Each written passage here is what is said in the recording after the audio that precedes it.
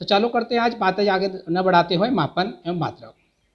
मापन क्या होता है ये समझने से पहले हमें समझना पड़ेगा कि मापन किन का करते हैं। तो मापन हम भौतिक राशियों का करते हैं। अब भौतिक राशियाँ क्या होती है? तो भौतिक राशियाँ वे राशियाँ होती हैं जिनका हम मापन कर सकते हैं और कुछ राशियाँ ऐसी भी होती है जिनका हम मापन नहीं कर सकते। अब आपके प्रश्न में प्रश्न आ रहा होगा ऐसी कौन सी राशि है जिनका हम मापन नहीं कर सकते? तो ऐसी बहुत सारी चीज़ें होती हैं जिनको आप माप नहीं सकते। कभी आपने सोचा कि किन चीज़ों को हम माप सकते और किन चीज़ों को नहीं माप सकते? तो बताता हूँ। यदि मैंने बोला कि मैंने प्लाट लिया है तो आप फटाक से बोल देंगे क्या साइज का? तो मैं बोल दूंगा 20x50 का, मतलब उसको मैंने माप लिया है। मैं आज यहाँ से इंदौर गया, कितने किलोमीटर चला? तो 110 किलोमीटर, 110 किलोमीटर मैंने दूरी माप ली। ये दूरी मापना मतलब दूरी कैसी राशि हुई जिसको माप सकते हो? वो भौतिक राशि हुई। तो वे राशियाँ जिनका मापन किया जा सकता है वह सभी भौतिक राशियाँ कहलाती हैं। किंतु कुछ चीज़ें ऐसी होती है, जैसे आपके सामने मैं बात करूँ तो हम बात करते हैं, कुछ चीज़ें ऐसी भी होती हैं जिनको हम माप नहीं सकते, जैसे खुशी है, गम है, गुस्सा है। ये चीज़ें इनका मापन हम नहीं कर सकते, इसलिए हम भौतिक राशियों में काउंट नहीं कर सकते। लेकिन दूरी है, त्रयमान है, देखिए आपके सामने लिखी हुई है, इनका हम मापन कर सकते हैं। तो ये भौतिक राशियाँ हुई। तो भौतिक राशियों में कौन कौन आ गया? दूरी आया, त्रयमान आया, चाल आई, ये सब हमारी भौतिक राशियाँ हैं। किंतु कुछ चीज़ें ऐसी जिसके बारे में आपको बता रहा था, खुशी, गम, गुस्सा भौतिक राशियाँ नहीं हैं, क्योंकि इनका हम मेजरमेंट नहीं कर सकते। तो परिभाषा बड़ी सिंपल हुई भौतिक राशि की, वह राशियाँ जिनका मापन किया जा सकता है या माप की जा सकती भौतिक राशियाँ कहलाती हैं। अब प्रश्न उठता है कि मापन की आवश्यकता क्यों पड़ी हमें? तो आप जानते हो कि हम हमारे ज्ञान इंद्रियों के द्वारा किसी चीज़ का अनुमान लगा सकते हैं कि उसका परिमाण इतना है। मान लो क्यों गेहूँ का ढेर आपके सामने रखा है और आपसे मुझे पता है कितना है, तो आप बोल सकते हो 40-50 किलो होगा। ये 40-50 किलो होगा, ये अनुमान है। मैं बोलूँ उस खंबे की हाइट कितनी है, तो आप एग्जैक्ट हाइट नहीं बता सकते। दो चीज़ों में कौन ज़्यादा भारी है, कौन हल्की है, हम आंखों से देखकर नहीं बता सकते। या कितने गुना भारी है, हाथों से उठाकर भी नहीं बता सकते। तो ज्ञान इंद्रियों से हम सिर्फ सटीक तुलना नहीं कर सकते। ज्ञान इंद्रियों से हम तुलना तो कर सकते, लेकिन सटीकता से तुलना नहीं कर सकते। अतः हम कह सकते हैं कि ज्ञान इंद्रियों का काम सिर्फ ये देखना है कि आभास करवा सकता, अनुमान लगा सकता है, परंतु उनका सटीक परिमाण ज्ञान इंद्रियों का द्वारा नहीं ज्ञात किया जा सकता। इसलिए हमें सटीकता से किसी चीज़ का परिमाण ज्ञात करना है, परिणाम ज्ञात करना है, तो हमें किसकी आवश्यकता होगी? मापन की। तो मापन की आवश्यकता इसलिए ही ताकि हम सटीकता से दो भौतिक राशियों की तुलना कर सकें, उसका परिमाण ज्ञात कर सकें। इन सब चीज़ों को ज्ञात करने के लिए हमें मापन की आवश्यकता हुई। मापन क्या है, कैसे करते हैं मापन? तो हमारा अगला टॉपिक है कि मापन क्या है। तो आप देखेंगे कि मापन क्या है, कैसे करते हैं मापन। तो आप मार्केट गए होंगे, आपने देखा होगा कि हम जब 2 किलो शक्कर लेते हैं तो सामने वाला एक छोटा सा लोहे का बाट उठाता है जिस पर 1 किलो लिखा रहेगा। अगर 2 बार रखेगा तो 2 किलो हो जाएगा, उससे वो शक्कर में तोल के दे देगा। तो उस लोहे के टुकड़े से वो शक्कर की तुलना कर रहा है। इसी प्रकार दूध वाला जब हमारे घर में आता है तो एक एल्यूमिनियम का क्या निकालता है? बर्तन निकालता है। उसे 2 या 3 बार आपको डाल कर देता है। यदि वो 1 लीटर का होगा तो वो 2 बार डालेगा तो कितने बोल देते हैं हम लोग? 2 लीटर हो गया। 500 ml का होगा तो क्या बोलेंगे कि 2 बार डालने पर 1 लीटर हो गया। अर्थात उस एल्यूमिनियम के पात्र से उसने दूध की 2 बार, 3 बार, 4 बार तुलना करी। तो वह तुलना करी किस चीज़ से करी? एक एल्यूमिनियम के बर्तन से। तो एल्यूमिनियम का वह बर्तन क्या कहलाए? मानक कहलाएगा। किसने बनाया? एक स्टैंडर्ड डेफिनेशन के तहत उसको बनाया गया है। तो किसी निश्चित भौतिक राशि से किसी मानक की तुलना करना ही मापन कहलाता है। अब ये मानक कैसे डिसाइड होता है? तो मानक जो भौतिक शास्त्री होते हैं, जो प्रयोगशाला लेबिस्ट होते हैं, एक सभा में बैठ के उसको डिसीजन लेते हैं कि इस चीज़ का इतना ग्राम लेके इतना ये बनेगा, इस प्रकार की परिभाषा से उसको बनाया जाता है। तो हम मापन क्या है इसकी परिभाषा देंगे कि किसी नियत मानक से किसी भौतिक राशि की तुलना करना मापन कहलाता है। जैसे मैंने आपको बताया था वो लोहे का बाट, आप गए दुकान पर, उस पर 1 किलोग्राम हुआ तो वो लोहे का बाट जो 1 किलोग्राम जिस पर लिखा है वो मानक हुआ है और उस मानक से शक्कर की तुलना की गई। तो जितनी बार तुलना कर गई वो मापन कहलाता है। इसी प्रकार एल्यूमिनियम का जो पात्र आपने देखा होगा उससे भी हम क्या कर रहे हैं? बार बार एल्यूमिनियम के पात्र से भी तुलना कर रहे हैं। तो एल्यूमिनियम के पात्र से तुलना करना भी क्या कहलाएगा? हमारा मापन कहलाएगा। उदाहरण के लिए आपके नीचे दिखाया गया है कि हम मापन की परिभाषा देख लें। किसी नियत मानक से किसी भौतिक राशि की तुलना करना मापन कहलाता है। किसी नियत मानक से किसी भौतिक राशि की तुलना ही मापन कहलाता है। 1 किलोग्राम का बाट एक नियत मानक है। जब हम उसकी तुलना गेहूं से करते हैं, उसके बराबर 10 बार लेते हैं, तो गेहूं का मापन हुआ हमारा और वह 10 बार तोला गया, इसलिए 10 किलोग्राम कहा गया है। अब मापन और मात्रक में थोड़ा सा अंतर है, उस चीज़ को समझिए कि आप उस प्रक्रिया को मापन कहते हैं कि मानक से आप कितनी बार तुलना कर रहे हैं, वो प्रक्रिया मापन है।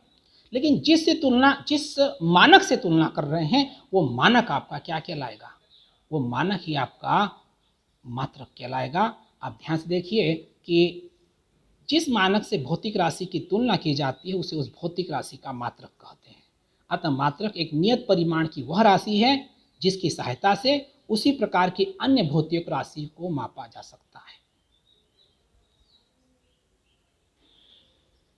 आपने जो मानक बनाया है, उस मानक से उस भौतिक राशि की तुलना करिए। जितनी बार तुलना करते हैं, वो एक नियत परिमाण देगा और जितनी बार तुलना करी वो उसका मात्रक हो जाएगा। अब बात करते हैं कि उसी प्रकार की भौतिक राशियाँ, 1 किलो से आप गेहूँ भी तोल सकते, 1 किलोग्राम से शक्कर भी तोल सकते, 1 किलोग्राम से चावल भी तोल, इस प्रकार की भौतिक राशियाँ, एक जैसी भौतिक राशियों से हम उसका परिमाण ज्ञात कर सकते हैं। तो वो निश्चित मानक तो आपका मानक कहलाएगा। उस मानक को ही क्या माना गया है? मात्रक माना गया है। अब बात करते हैं हम लोग कि मात्रक कैसे बनते हैं। क्या हर किसी को मात्रक बताया जा सकता है? तो नहीं। मात्रक के लिए कुछ गुण होने चाहिए। हम अच्छा मात्रक कैसे बनाएं, उसकी क्या डेफिनेशन होना चाहिए, उसमें कौन से गुण होना चाहिए? तो एक अच्छे मात्रक में कुछ गुण जरूरी होना चाहिए। पहला सबसे महत्वपूर्ण गुण होता है कि मात्रक स्पष्ट रूप से परिभाषित होना चाहिए। उसको स्पष्ट रूप से परिभाषित किया गया हो।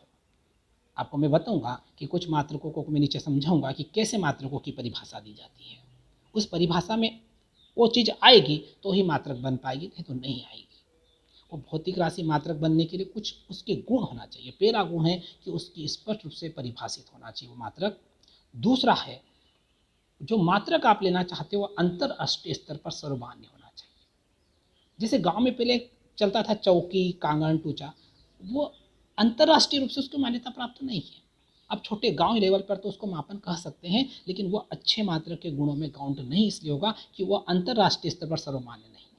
अगर हम एक देश से दूसरे देश में व्यापार करते हैं और उसको नाप तोल करके यहाँ भेजें, तो दूसरे राज्य, दूसरे देश वाले भी उसको मान्यता देना चाहिए।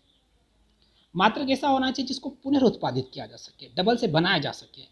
अगर वो मान लो टूट जाए, फूट जाए, तो डबल से उसका उत्पाद किया जा सके। इसी प्रकार अगला है कि मात्रक का आकार बहुत न बड़ा हो न बहुत छोटा हो, उचित आकार का होना चाहिए। मात्रक का जो परिमाण है वो स्थान व समय पर उसका कोई प्रभाव नहीं पड़ना चाहिए। मात्रक को आसानी से एक स्थान से दूसरे स्थान तक ले जाया जा सके। मात्रक पर बाह्य वातावरण का बहुत अधिक प्रभाव जैसे गिर जाए तो मात्रक कोई मतलब नहीं हो सकता है। तो मात्रक का परिमाण स्थान व समय पर कोई प्रभाव नहीं पड़ना चाहिए। उसका आकार उचित होना चाहिए, एक स्थान से दूसरे स्थान तक आसानी से ले जा सके, वो सर्वमान्य होना चाहिए, सुपरिभाषित होना चाहिए। ये अच्छे मात्रक के गुण होते हैं। अब हम बात करते हैं कि मात्रक क्या करता है। तो भौतिक राशियों को मेजरमेंट करता है, मापन करता है। पर भौतिक राशियों को दो भागों में बांटा गया है। कुछ मूल मात्रक कहलाती है, मूल राशियां कहलाती हैं, और कुछ भौतिक राशियों व्युत्पन्न राशियां कहलाती है। व्युत्पन्न, जनरेट होना, किसी चीज से जनरेट होना। मूल राशियां क्या, जो स्वयं अपने आप में पूर्ण होती है। तो हम देखिए मूल राशियां किसे कहते हैं और व्युत्पन्न राशियां किसे कहते हैं। तो आपके सामने परिभाषा दिख रही होगी आपकी कि वे भौतिक राशियां जो एक दूसरे से स्वतंत्र होती है, एक दूसरे पर डिपेंडेंट होती है, अर्थात और किसी और राशि से प्राप्त नहीं होती है, स्वयं अपने आप में पूर्ण होती है, मूल राशियां कहलाती है। हमारी जो मूल राशियां भौतिक में है वो 7 है। मूल भौतिक राशियां 7 है। ये बिल्कुल हर बार पूछूंगा मैं आपसे। पहला है लंबाई, दूसरा है द्रव्यमान, तीसरा है समय, ताप, ज्योति तीव्रता, विद्युत धारा तथा पदार्थ की मात्रा। आपके सामने 7 दिख रही होगी। पहला फिर से बता दूं, लंबाई, द्रव्यमान, समय, ताप, ज्योति तीव्रता, विद्युत धारा और लास्ट है पदार्थ की मात्रा। ये 7 मूल राशियां हैं। ये किसी और से नहीं बनी है, अपने आप में पूर्ण है, स्वतंत्र है, इन्हें मूल राशियां कहते हैं। अगर बात करें आगे की हम, तो व्युत्पन्न राशियां क्या होती हैं। तो वे राशियां जो मूल राशियों से प्राप्त होती हैं व्युत्पन्न राशियां कहलाती हैं। अब आप सोच रहे हो कि मूल राशियों से कैसे प्राप्त होगी। तो आप देखिए कुल मूल राशियां से कैसे प्राप्त होगी व्युत्पन्न राशियां। तो आपके सामने उदाहरण वेग, वेग बराबर क्या होता है, तो आप देखेंगे कि वेग बराबर होता है दूरी बटे समय।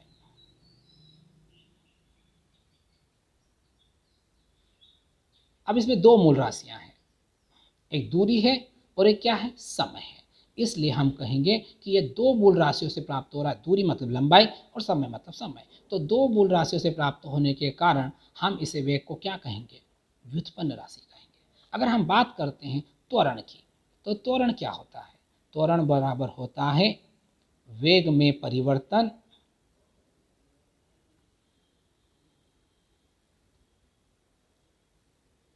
बटे समय अंतराल।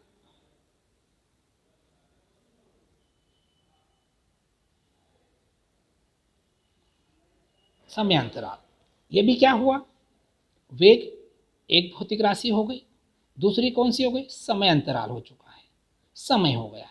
दो राशियों से मिलकर त्वरण प्राप्त हो रहा है, इसलिए ये भी व्युत्पन्न हुआ है, जनरेट हुआ है अन्य राशियों से, इसलिए भी क्या कहलाएगा, आपका त्वरण भी हो गया व्युत्पन्न राशि। आपके सामने और भी कुछ उदाहरण नीचे दिख रहे होंगे जिनमें व्युत्पन्न राशियों को आपको बताया गया है। जैसे हम बात करें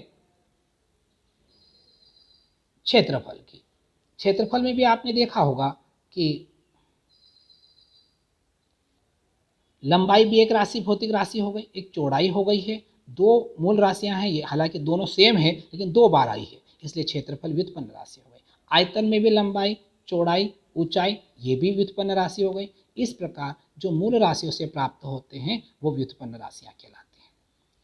ये इन राशियों को नापने के लिए हमारे पास मात्रक होते हैं। जो मूल राशियों को नापते हैं उनके मात्रक मूल मात्रक कहलाएंगे, और जो व्युत्पन्न राशियों को मापते हैं उनके मात्रक व्युत्पन्न मात्रक कहलाते हैं। तो वे भौतिक राशियां जो मूल होती है, जैसे मैंने बताया था आपको, लंबाई, द्रव्यमान, समय, ताप, ज्योति तीव्रता, विद्युत धारा तथा पदार्थ की मात्रा, इनको नापने वाले मूल मात्रक कहलाएंगे। और व्युत्पन्न राशियां मैंने बताया था, वेग है, त्वरण है, बल है, क्षेत्रफल है, आयतन है, बहुत सारे हैं ये, तो इनको नापने वाले व्युत्पन्न भौतिक राशि, जो इन व्युत्पन्न राशियों को नापते हैं वो व्युत्पन्न मात्रक कहलाते हैं। मात्रक की वैसे तो अगर पूरे विश्व में बात करें तो अनेक पद्धतियां प्रचलित हो सकती है, लेकिन मान्यता प्राप्त जो अंतर्राष्ट्रीय स्तर पर जिसको अपनाई गई है वो चार ही है। ये है सीजीएस पद्धति, एमकेएस पद्धति और एफपीएस पद्धति। सीजीएस में क्या होता है, नाम से पहले आप क्लियर कर लीजिए, सी से सेंटीमीटर बना है, यहाँ पर जी से ग्राम बना है और एस से सेकंड बना है, इसलिए सीजीएस सेंटीमीटर ग्राम और सेकंड। सेंटीमीटर यहाँ किसको मेजर करता है, दूरी को। ग्राम किसको मेजर करता है, सेंटीमीटर से हम दूरी नापते हैं, दिख रहा होगा आपको। द्रव्यमान का मात्रक हम ग्राम में करते हैं और समय का मात्रक काय में कर रहे हैं, सेकंड में करते हैं। इस प्रकार हम देखें कि सीजीएस पद्धति में दूरी को मापते हैं सेंटीमीटर में, द्रव्यमान को मापते हैं ग्राम में और समय का मात्रक सेकंड होता है, इसलिए इस पद्धति को सीजीएस पद्धति कहा जाता है। दूसरी पद्धति होती है एमकेएस। एम से मतलब मीटर, के से मतलब किलोग्राम, एस से मतलब सेकंड। यहाँ दूरी को मीटर में, दूरी को मीटर में, द्रव्यमान को काय में नाप रहे, देख लीजिए, किलोग्राम में, के फॉर किलोग्राम, और समय के लिए यहाँ पर भी सेकंड है। लास्ट पद्धति है एफपीएस पद्धति। अब एफपीएस पद्धति जो आपकी है वह वास्तव में ब्रिटिश पद्धति है, क्योंकि ब्रिटिश का जो एम्पायर था अपना खुद का, बहुत सारे देशों को उसने गुलाम बना रखा था, इसलिए उसका भी इफेक्ट पड़ा अनेक देशों पर, उसके लैंग्वेज का, उसके मात्रकों का, तो वो अपनाया गया बहुत सारे देशों। तो एफ से मतलब होगा फुट, पी से मतलब होगा पाउंड और एस से मतलब होगा सेकंड। वही बात, फुट से हम यहाँ पर क्या नापेंगे, लंबाई, आप मानते हो कितने फीट लिया हमने। पाउंड से यहाँ द्रव्यमान नापेंगे हम लोग, और समय के लिए यहाँ पर सेकंड इस्तेमाल किया गया है। इस प्रकार मात्रक की तीन पद्धतियाँ प्रचलित थी, पहला था सीजीएस, दूसरा था एमकेएस और तीसरा था एफपीएस। अब बात करते हैं हम लोग चौथी पद्धति कौन सी है, तो एक जो मेन पद्धति आप सामने आई है वो पद्धति कहलाती एसआई पद्धति। ये अंतरराष्ट्रीय मानक पद्धति भी इसे कहा जाता है। वास्तव में पेरिस के पास एक जगह है जहाँ पर बाट नापतोल विभाग का कार्यालय है अंतर्राष्ट्रीय स्तर पर, वहाँ पर सभी भौतिक शास्त्री जो बैठे थे विश्व के मेजरमेंट विभाग के सभी अधिकारी, उन्होंने कहा कि बार बार अब जब व्यापार करते हैं, इम्पोर्ट करते हैं, एक्सपोर्ट करते हैं, तो हमें एक ऐसा सिस्टम चाहिए जो पूरी वर्ल्ड उसको बांधता हो। तो इसके लिए क्या किया, उन्होंने निश्चित कुछ मानक बनाए, कुछ 7 भौतिक राशियों के मूल मात्रकों के, और उन्हीं को अपनाने के लिए सबको कहा। तो यह सिस्टम जो बना उसको बोलते हैं एसआई पद्धति में, अंतर्राष्ट्रीय मानक पद्धति कहते हैं। इस पद्धति में जो 7 मूल मात्रक बने थे उन्हें हम मूल मात्रक कहते हैं, जो 7 मूल राशियों के थे। और साथ ही 2 पूरक मात्रक भी बने, स्पेशल केस थे ये। तो उनको हम देख लें कि 2 कौन से स्पेशल हमारे केस थे। देखिए ध्यान से, मूल राशि जो एसआई पद्धति में थी वो 7 आपके सामने है, लंबाई है, द्रव्यमान है, समय है, ताप है, विद्युत धारा, ये है। अब यहाँ पर लंबाई के लिए जो मात्रक इस्तेमाल किया गया है वो है मीटर। लंबाई के लिए क्या इस्तेमाल किया गया है एसआई पद्धति में? मीटर। संकेत इसको स्मॉल एम से दर्शाएंगे। यहाँ ये भी बताऊंगा मैं आपको कि कुछ स्मॉल एम से क्यों दर्शाया जाता है और कुछ को कैपिटल एम से क्यों दर्शाया जाता है। कैपिटल लेटर में, कुछ अल्फ़ाबेट में, और कुछ को स्मॉल लेटर में। तो यहाँ लंबाई के लिए जो मीटर है उसमें स्मॉल लिया है, द्रव्यमान किलोग्राम स्मॉल है, समय का मात्रक है सेकंड स्मॉल एस, ताप का मात्रक है केल्विन। यहाँ पर इंपॉर्टेंट बात देखिए आप लोग, कैपिटल के लिया है। इसी प्रकार अगर हम बात करें ज्योति तीव्रता के लिए कैंडेला, इसको ल्यूमिनस इंटेंसिटी भी कहते हैं ज्योति तीव्रता को, तो उसका मात्रक कैंडेला है। और CD संकेत है।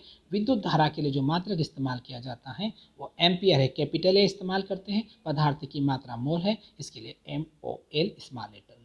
अब सवाल उठता है कि इसमें स्मॉल और कैपिटल लेटर का कब उपयोग करते हैं। तो यदि किसी मात्रक का जो संकेत है उस मात्रक किसी वैज्ञानिक के नाम पर रखा गया है, जिसे हम बात करते हैं विद्युत धारा का मात्रक, क्या दिख रहा है आपको? विद्युत धारा का मात्रक एम्पियर है। तो यह कैपिटल क्यों लिया गया है? क्योंकि एम्पियर एक भौतिक शास्त्री वैज्ञानिक थे, उनके नाम पर यह मात्रक बनाया गया है, इसलिए यह लेटर कैपिटल लिया है। इसी प्रकार हम बात करते हैं ताप का मात्रक केल्विन है। यहाँ के कैपिटल इस्तेमाल करना है आपको, क्योंकि जो केल्विन था वो वैज्ञानिक का नाम था। तो यदि किसी मात्रक का नाम किसी वैज्ञानिक के नाम पर रखा गया है तो संकेत हमेशा कैपिटल लेटर में लिए जाएंगे, ये अंडरलाइन कर देना। कोण आप जानते हो रेडियन में नापते हैं, और घन कोण किसी पृष्ठ द्वारा जब कोई कोण बनता है तो उसे घन कोण कहते हैं, और इसका मात्रक स्टेरेडियन होता है, इसे SR से दर्शाते हैं। आपको बता दूं कि लंबाई के भी बहुत सारे मात्रक हैं। दूरी नापने के कुछ बड़े पैमाने पर मात्रक हैं और कुछ छोटे पैमाने पर मात्रक हैं। तो लंबाई के हम मात्रक देख लें। जो SI पद्धति में मात्रक है वो मीटर है। अब 1 मीटर किसको कहा गया पहली बार? तो पेरिस की अंतर्राष्ट्रीय मापतोल माप कार्यालय है, मैंने बताया था आपको इसके बारे में, वहाँ पर एक छड़ है। ये छड़ दो मिश्र धातु से बनी है, प्लेटिनम और इरिडियम। उन छड़ के ऊपर एक निशान लगाए गए, 2, वहाँ से दोनों निशानों के या दोनों निशानों के चिन्हों के बीच की जो दूरी मानी गई है उसे 1 मीटर पर। टेम्परेचर कितना रखा गया वहाँ पर? 0 डिग्री सेल्सियस। तो हम परिभाषा में कहेंगे कि पेरिस के अंतर्राष्ट्रीय मापतोल व माप कार्यालय में 0 डिग्री सेल्सियस पर रखी गई प्लेटिनम इरिडियम की छड़ पर अंकित 2 चिन्हों के बीच की दूरी को 1 मीटर माना गया है। इसी प्रकार ये मीटर के बाद अगर हम कुछ बड़े मात्रक देखें दूरी के और फिर कुछ छोटे मात्रक देखें, तो सबसे बड़ा मात्रकों में अगर बात करें तो खगोलीय मात्रक आते हैं, प्रकाश वर्ष आता है। तो सबसे पहले खगोलीय मात्रक क्या होता है? तो आपको पता होगा कि सूर्य के चारों ओर पृथ्वी परिक्रमा लगा रही है। ये सूर्य आपका और हमारी ये पृथ्वी है, ये घूम रही है इसके आसपास। ये दीर्घवृत्ताकार मार्ग में चक्कर लगाती है, अर्थात कभी पृथ्वी दूर होती है तो कभी पृथ्वी सूर्य के थोड़ी पास आ जाती है। तो सूर्य और पृथ्वी के बीच की औसत या माध्य दूरी निकाली गई। इस माध्य दूरी को ही हम खगोलीय दूरी या खगोलीय मात्रक कहते हैं। तो सूर्य के चारों ओर पृथ्वी की कक्षा की माध्य त्रिज्या को एक खगोलीय दूरी कहा गया है। इसे संक्षेप में AU एस्ट्रोनॉमिकल यूनिट का, एस्ट्रोनॉमिकल का A ले लिया और यूनिट का U ले लिया, AU से दर्शाते हैं। पर आपको ये बता दूं कि एक एस्ट्रोनॉमिकल यूनिट में कितने मीटर होते हैं? तो एक खगोलीय यूनिट में 1.496 × 10⁻11 मीटर होते हैं। तो सूर्य और पृथ्वी की जो बीच की माध्य दूरी होती है उसे एक खगोलीय मात्रक कहते हैं हम लोग। अब बात करते हैं प्रकाश वर्ष। तो प्रकाश के द्वारा वायु या निर्वात में एक वर्ष में जितनी दूरी तय की जाती है उसे एक प्रकाश वर्ष कहा जाता है। आप देख रहे होंगे कि हमारे पास एक प्रकाश वर्ष में सूर्य कितनी दूरी चल लेता है, सूर्य नहीं सॉरी, प्रकाश कितनी दूरी चल लेता है, 9.46 × 10⁻15 मीटर। एक वर्ष में जो प्रकाश लाइट होता है वह 9.46 × 10⁻15 मीटर दूरी चलता है। सबसे ज़्यादा स्पीड यदि किसी चीज़ की होती है तो वो भौतिक राशि होती है प्रकाश। प्रकाश से ज़्यादा किसी की भी स्पीड नहीं हो सकती। तो एक वर्ष में प्रकाश द्वारा वायु निर्वात में जो दूरी तय की जाती है वो कितनी होती है, 9.46 × 10⁻15 मीटर। हालांकि वायु के स्थान पर निर्वात ही परिभाषा में रखा जाता है। तो एक वर्ष में प्रकाश द्वारा निर्वात में तय की गई दूरी को हम एक प्रकाश वर्ष कहते हैं। अब बात करते हैं अगली दूरी की, हम एंगस्ट्रॉम। ये छोटी अति सूक्ष्म दूरियों को नापता है। अब एंगस्ट्रॉम में आपने नापा होगा प्रकाश की तरंग दैर्ध्य को नापते हैं। तो प्रकाश की तरंग दैर्ध्य ज़्यादातर जो नापी जाती है वो एंगस्ट्रॉम में नापी जाती है।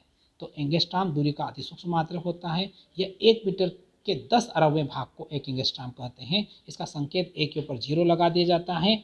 और आप देखेंगे कि एक एंगस्ट्रॉम किसके बराबर होता है, 10⁻⁻10 मीटर के बराबर। अब इससे भी और भी छोटे कुछ मात्रक होते हैं दूरी के, वो है फर्मी। लंबाई का यह मात्रक नाभिक के आकार को व्यक्त करने में प्रयुक्त किया जाता है। इसे संकेत एफ द्वारा व्यक्त किया जाता है।